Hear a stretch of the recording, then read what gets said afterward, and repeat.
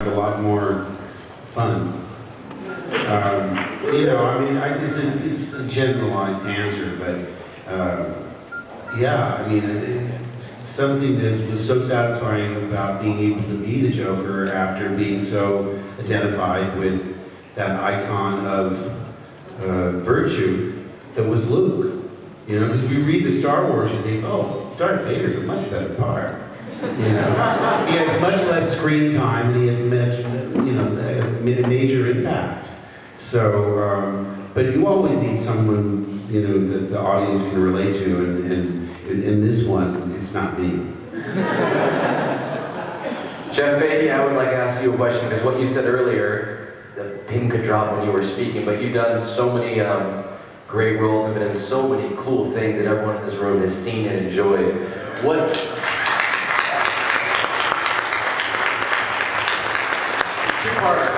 is it that attracts you a role, and how is it that you go into a role? What do you do to prepare for something? How do you do it? Well, on your last question, how do I prepare? It's different every time. I mean, the preparation for this particular role was, I turned my hair around.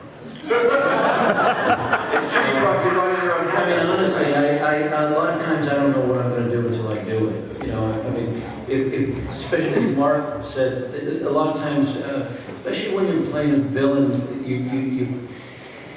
you have a little more freedom to, not that the hero and the protagonist doesn't have that freedom, but that freedom, I think, a lot of times comes out of the writing and the journey of the hero. Whereas with the villain, we can kind of get in there sometimes and just bang out some jazz and rock and roll and not have to explain why or what just happened. And so I take advantage of that when I can.